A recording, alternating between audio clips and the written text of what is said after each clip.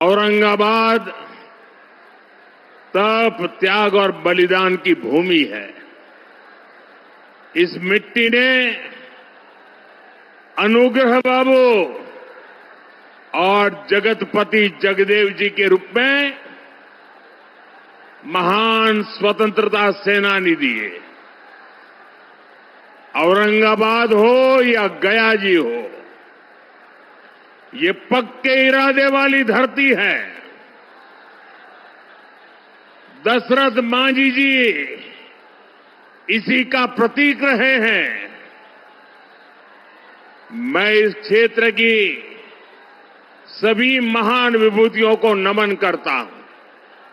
साथियों, कल ही बिहार ने पहले चरण का मतदान किया है और वाकई बिहार के लोगों ने अब तक के सारे रिकॉर्ड तोड़ दिए हैं।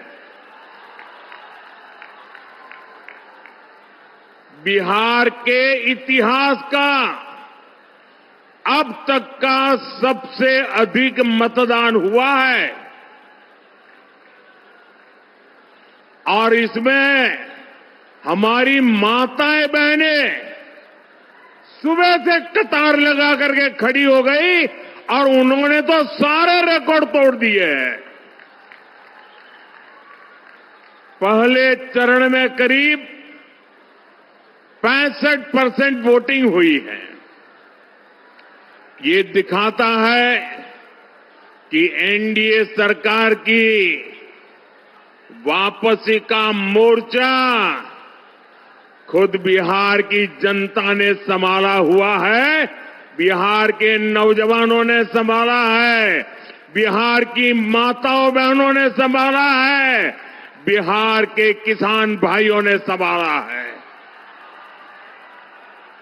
साथियों, पहले चरण के मतदान से ये स्पष्ट है, बिहार के लोग अब किसी भी कीमत पर जंगल राज को लौटने देना नहीं चाहते।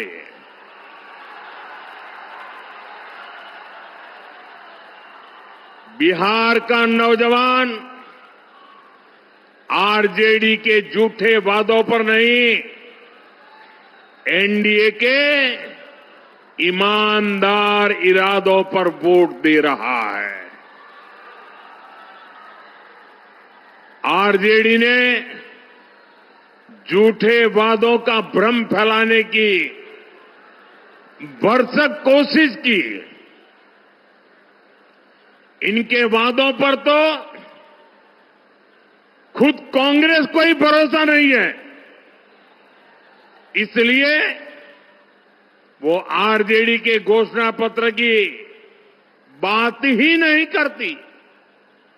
बिहार के लोगों ने, बिहार के नौजवानों ने भी आरजेडी के झूठ के पिटारे को खारिज कर दिया है। साथियों,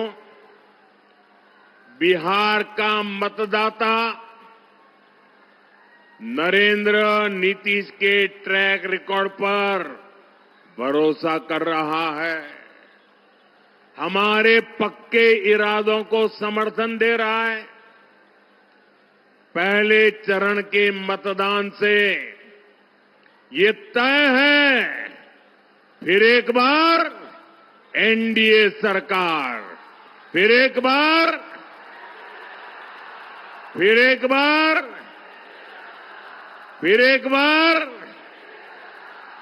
बिहार में फिर से सुशासन सरकार। साथियों, मुझे बिहार के सामर्थ्य पर भरोसा है। बिहार के पास मां गंगा का आशीर्वाद है। यहां इतनी उपजाऊ भूमि है, यहां इतने परिश्रमी लोग हैं। बिहार को समृद्ध बनाने का संकल्प सच हो सकता है। साथियों, आप याद रखिए, आपने जब यहां नीतीश जी को अवसर दिया तो उनके कार्यकाल के पहले 9 साल दिल्ली में आरजेडी कांग्रेस की सरकार थी। तब इन लोगों ने मिलकर दिल्ली में बैठे बैठे दिन रात एक ही काम किया, बिहार से बदला लेना। और वो लगातार बिहार के विकास में रोड़े अटकाते रहते थे, नीतीश जी को काम नहीं करने देते थे, बिहार का एक काम होने नहीं देते थे। 2014 में जब आपने मुझे सेवा का अवसर दिया, जब पहली बार बिहार में डबल इंजन की सरकार बनी, हमारी डबल इंजन की सरकार ने बिहार के विकास के लिए 3 गुना ज्यादा पैसे दिए। आज बिहार के हर इलाके में सड़कें बन रही हैं, लंबे लंबे पुल बन रहे हैं, रेलवे के ट्रैक बन रहे हैं, नए अस्पताल और नए कॉलेज बन रहे हैं। साथियों, अब एनडीए की डबल इंजन सरकार ने बिहार के उज्जवल भविष्य के लिए नए संकल्प लिए हैं। हमने अपने घोषणा पत्र में बताया है कि इन संकल्पों को सिद्धि का रास्ता क्या है, हम इसको कैसे करेंगे, ये भी बताया है। अपनी घोषणाओं को हम कैसे पूरा करने वाले हैं। साथियों, एनडीए के पास हर क्षेत्र से और उसकी आवश्यकता के अनुसार, वहां के लोगों की जरूरत के हिसाब से अलग अलग योजना है। कहीं फूड प्रोसेसिंग से जुड़े उद्योग पर बल दिया जा रहा है, कहीं टूरिज्म का विकास हो रहा है, कहीं टेक्नोलॉजी से जुड़ी कंपनियों का विस्तार करने जा वाले हैं, वहीं मैन्युफैक्चरिंग से जुड़े उद्योगों को बढ़ावा दिया जा रहा है। यानी जहां जैसा सामर्थ्य है, वहां वैसी ही इंडस्ट्री लगाई जा रही है। जैसे मगध का हमारा एक क्षेत्र है, यहां हजारों एकड़ इलाके में उद्योगों का खाका खींचा गया है। इसके लिए बिजली, सड़क, रेल का नेटवर्क तेजी से बनाया जा रहा है। गया जी में बिहार का सबसे बड़ा इंडस्ट्रियल कॉरिडोर बन रहा है। इसका फायदा इस पूरे क्षेत्र को होगा। साथियों, मोदी और नीतीश जी का ट्रैक रिकॉर्ड सबके सामने है। अब आप याद कीजिए, जब मैं कहता हूं कि मैं ये करने वाला हूं, इसका मतलब मैं उसको करके ही रहता हूं। मैं आपको याद दिलाता हूं, बिहार के मेरे भाई बहन, मोदी ने कहा था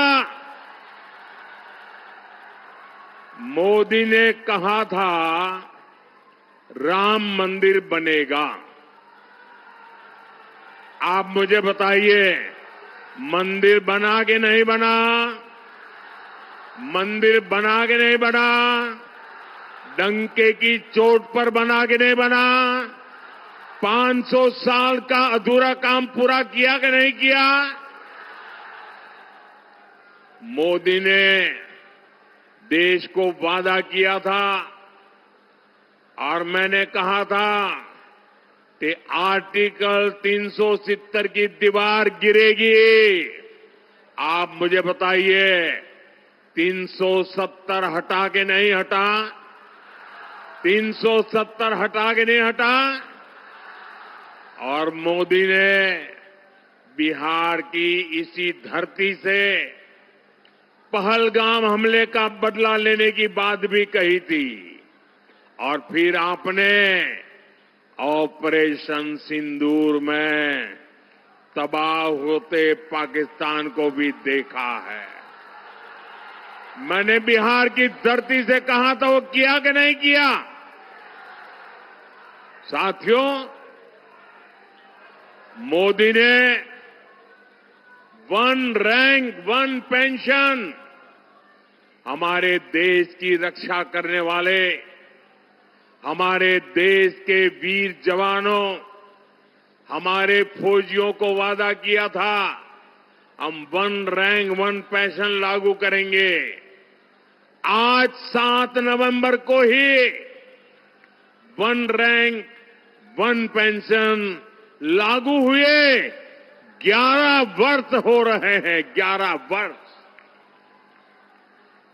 हमारे सैनिक परिवार 4 दशकों से वन रैंक वन पेंशन की मांग कर रहे थे, लेकिन कांग्रेस हर बार उनसे झूठ बोलती रही। कांग्रेस ने 500 करोड़ रुपए दिखाकर कहा था कि लो वो आरोपी लागू हो गया, और उसके बाद भी उसने पूर्व फौजियों से किया वादा कभी नहीं निभाया। आप मुझे बताइए दोस्तों, क्या फौज के जवानों को किया हुआ वादा क्या कोई धोखा कर सकता है? क्या धोखा करना चाहिए क्या?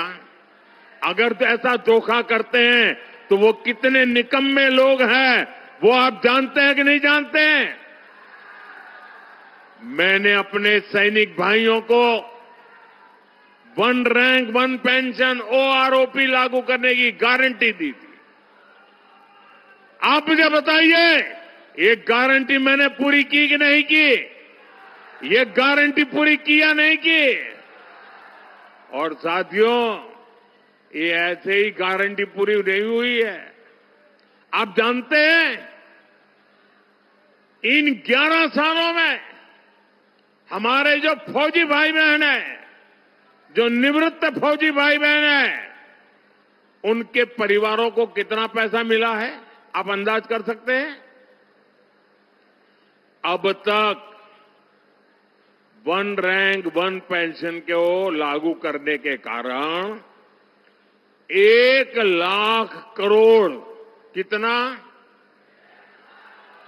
कितना कितना ये आरजेडी वालों को 1 लाख करोड़ कैसे लिखना, एक के पीछे कितने बिंदु लगेंगे, वो उनको इतना भी समझ नहीं आएगा। 1 लाख करोड़ रुपया देश के खजाने से फौजियों के खाते में गए हैं। बताइए, कांग्रेस आरजेडी वाले ये लोग 500 करोड़ का झूठ बोल रहे थे। यही इनकी सच्चाई है, यही इनकी राजनीति झूठ पर ही टिकी हुई है। इसलिए साथियों, जब हम कहते हैं कि बिहार में 1 करोड़ नए रोजगार देंगे, तो देश के बिहार के नौजवानों को हमारी बात पर भरोसा होता है। बीते कुछ सालों में ही बिहार में लाखों भर्तियां हुई है, पूरी ईमानदारी से भर्तियां हुई है। जबकि साथियों, आपके सामने आरजेडी कांग्रेस का ट्रैक रिकॉर्ड भी है। ये वो लोग हैं जो बिहार के युवाओं से नौकरी के बदले जमीन लिखवा लेते हैं। आपको नौकरी चाहिए तो आपका खेत मेरे परिवार के नाम पर कर दो। ये खेल चला, अदालत ने भी माना, और आज ये जमानत पर बैठे हुए हैं। जांच एजेंसियां इनकी जांच कर रही है। ये जंगल राज वाले जमानत पर चल रहे हैं। ये आरजेडी कांग्रेस वाले बिहार के युवाओं को कभी भी नौकरी नहीं दे सकते। साथियों, आप औरंगाबाद के लोग तो नक्सलवाद, माओवादी आतंक से भी पीड़ित रहे हैं। वो दिन भुलाए नहीं भूलते जब अंधेरा होने से पहले ही यहां सड़कों पर सन्नाटा पसर जाता था। यहां आने जाने वाली बसों को सुरक्षित चलने के लिए नक्सलियों को रंगदारी देनी होती थी। स्कूटर, मोटरसाइकिल से तो आने जाने की कोई सोच भी नहीं पाता था। इस क्षेत्र की चर्चा देश और दुनिया में नरसंहारों के लिए होती थी। साथियों, जैसे ही जंगल राज की सरकार गई, नीतीश जी के नेतृत्व में आप सुशासन लाए तो नरसंहार की घटनाएं बंद हो गई। जब आपने दिल्ली में मोदी को बिठाया तो मैंने तय किया कि नक्सलवाद, माओवादी आतंक की कमर तोड़ करके रहूंगा। हमने नक्सलवाद, माओवादी आतंक के खिलाफ कार्रवाई की। आज बिहार माओवादी आतंक के डर से मुक्त हो रहा है। माओवादी आतंक अब समाप्ति के कगार पर है और ये इसलिए हुआ है क्योंकि बिहार में डबल इंजन की सरकार है। साथियों, जंगल राज और सुशासन राज में क्या अंतर आया है, ये हमने कल मतदान वाले दिन भी देखा है। कल बिहार के हर गरीब, दलित, महादलित, पिछड़े, अति पिछड़े, सबने बिना किसी रोक टोक के वोट डाला है। जबकि हमने जंगल राज का वो दौर भी देखा है जब बूथ लूटे जाते थे, मतदान के दिन गोलियां चलती थी, बम फटते थे, खून की नदियां बहाई जाती थी, गरीबों, दलितों, पिछड़ों की आवाज कुचल दी जाती थी। साथियों, जंगल राज के गुर्गे साजिश तो अभी भी बहुत कर रहे हैं, लेकिन मैं चुनाव आयोग की प्रशंसा करूंगा। मैं चुनाव आयोग को बधाई दूंगा कि प्रथम चरण के चुनाव इतने अच्छे तरीके से संपन्न कराए हैं। और मुझे कुछ लोगों ने बताया, कल जो मतदान का, लोकतंत्र का उत्सव चल रहा था, बहुत सारे विदेश के लोग ये हमारे चुनाव देखने के लिए आए थे, हमारा मतदान देखने के लिए आए थे। मतदान मथकों का उत्साह उमंग देख करके वो भूरी भूरी प्रशंसा कर रहे थे। साथियों, आपको एक बात हमेशा याद रखनी है, जंगल राज वालों के पास हर वो चीज है जो निवेश और नौकरी के लिए खतरा है। ये जंगल राज वालों का खतरा है। ये अभी से बच्चों तक को रंगदार बनाने की बातें कर रहे हैं, खुलेआम कर रहे हैं। ये लोग खुली घोषणा कर रहे हैं कि भैया की सरकार आएगी तो कट्टा, दूनाली, फिरौती, रंगदारी, यही सब चलेगा। और इसलिए आपको इन लोगों से बहुत सतर्क रहना है। बिहार को कट्टा सरकार नहीं चाहिए। बिहार को कुशासन सरकार नहीं चाहिए।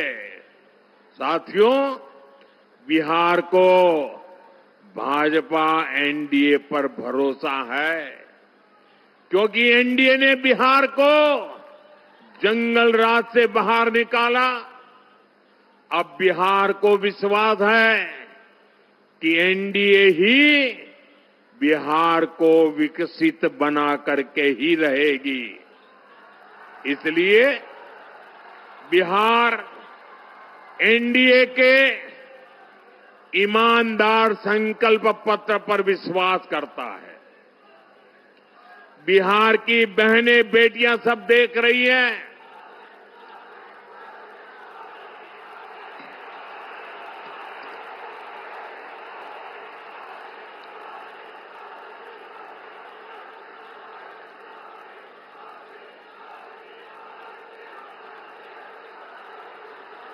साथियों, ये उमंग और उत्साह, ये पैंडल से भी डबल लोग बाहर है और चारों तरफ जो मैं उत्साह उमंग देख रहा हूं, माताओं बहनों में जो जुस्सा देख रहा हूं, मैं बिहार का उज्जवल भविष्य देख रहा हूं।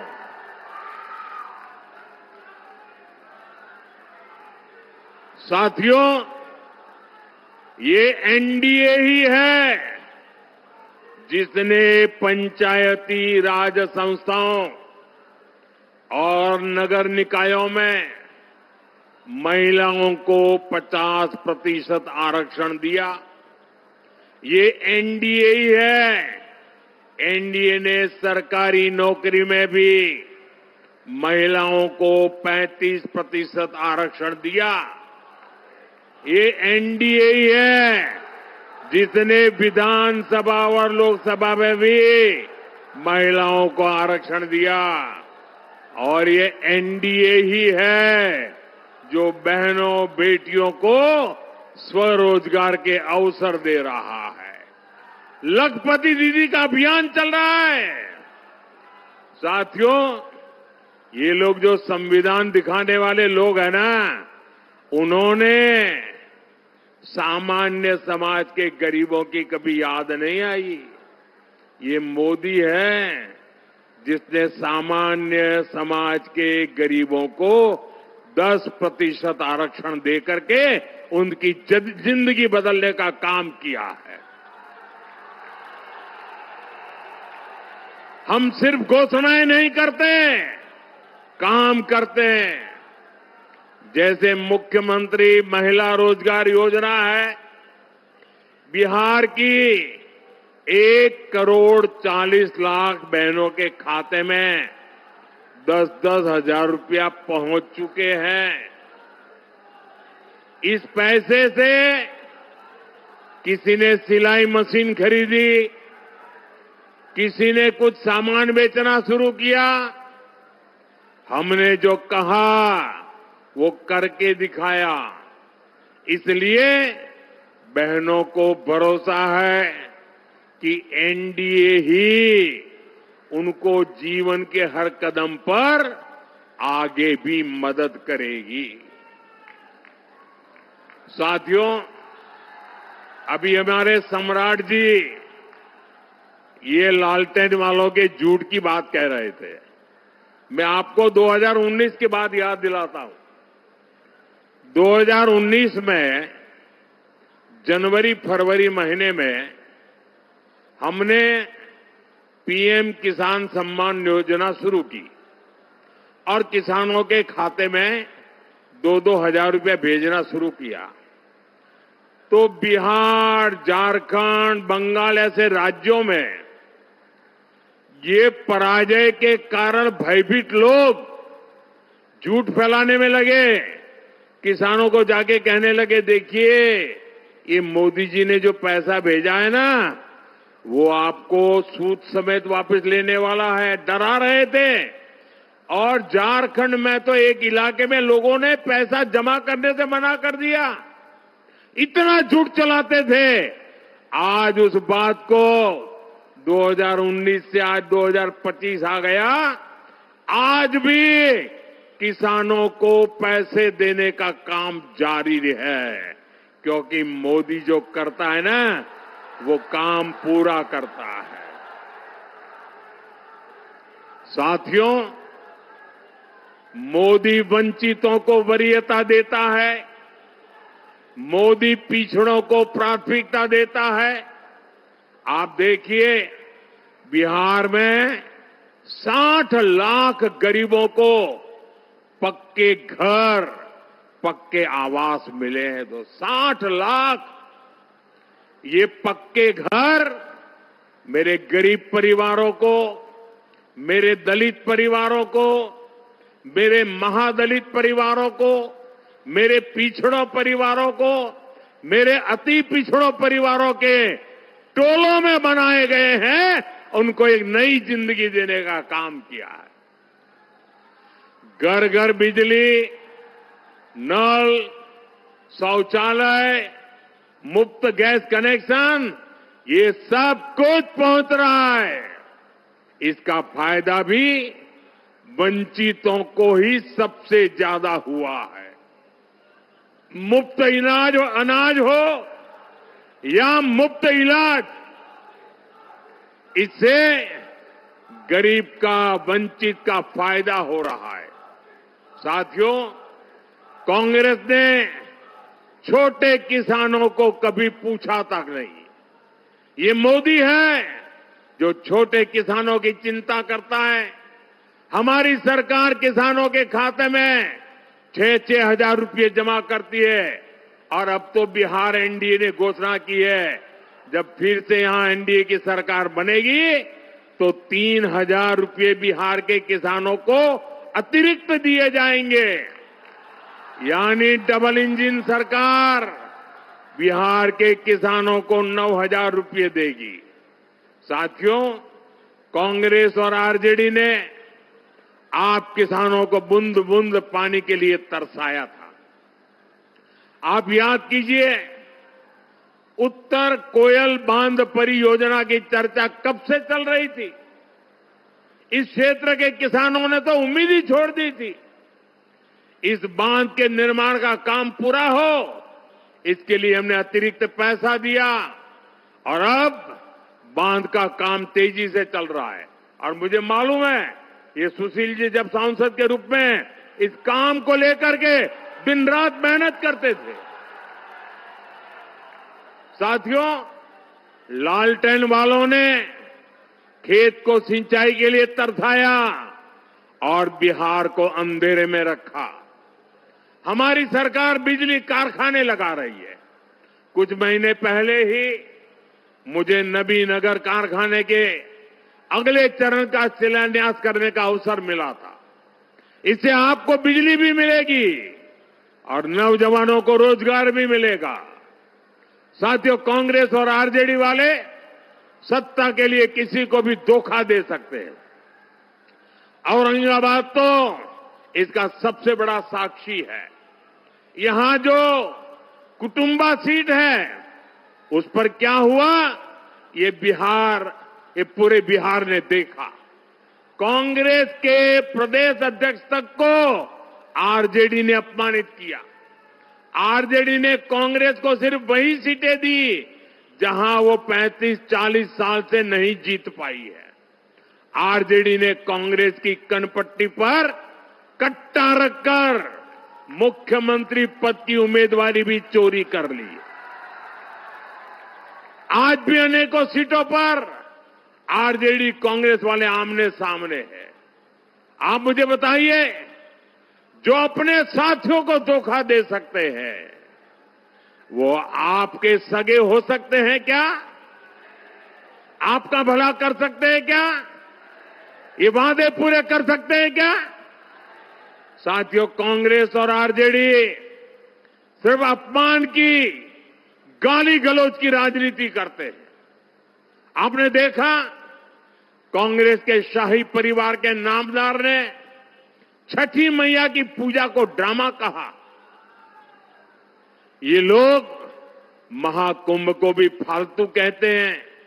इन्हें हमारे हर पर्व त्योहार से चीड़ है। ये नामदार हमारी आस्था को ऐसे ही अपमानित करते रहते हैं। मैं जरा मेरी माताओं बहनों को पूछना चाहता हूं, छठी मैया का महापर्व, हमारी माताएं बहनें पानी तक नहीं पीती, ऐसी साधना करती है। अब उनको नौटंकी कहना, ड्रामा कहना, वो छठी मैया का अपमान है कि नहीं है? अपमान है कि नहीं है? जिन्होंने इस महान तपस्या का अपमान किया है, उनको सजा मिलनी चाहिए कि नहीं मिलनी चाहिए? इस चुनाव में उनको सजा दोगे कि नहीं दोगे? सारी माताएं बहनें पूरी ताकत से सजा दोगे कि नहीं दोगे? साथियों, याद रखना, 11 नवंबर को अपने एक वोट से इन्हें सजा देनी है। आपका वोट उनको सजा देने की ताकत रखता है। एनडीए की अब तक की सबसे बड़ी विजय इस चुनाव में पक्की है दोस्तों। और इसलिए 14 तारीख के बाद आपको मैं कह रहा हूं, विजय उत्सव की तैयारी कर लीजिए। जनता का मिजाज बताता है और कांग्रेस वालों की बातें भी बताती है कि वो पराजय के कारण अभी से ढूंढने में लग गए हैं। अभी से क्यों हार गए बिहार, इसके लिए क्या क्या कहना, इसकी नेट प्रैक्टिस चालू कर दी है उन्होंने।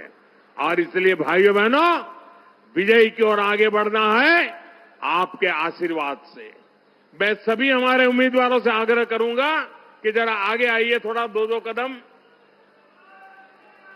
आपके इन सभी उम्मीदवारों को आशीर्वाद चाहिए। मेरे साथ बोलिए, भारत माता की वंदे वंदे वंदे वंदे।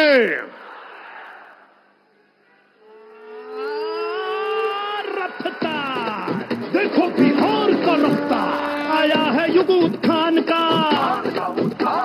जन जन के कल्याण का, आया है युग उत्थान का, जन जन के कल्याण का। वर्षों पहले संकल्प ने भरी थी एक हुंकार, रफ्तार पकड़ ली हले बिहार, रफ्तार पकड़ चुका है बिहार। भैया नई पीढ़ी का नया है बिहार, रफ्तार पकड़ ले बिहार। दिल की यही पुकार, सपने सबका का, जीने का आधार, सुरक्षा का अधिकार। धरती मैया की सुनाए आंचल रोज पसार, सभी युवा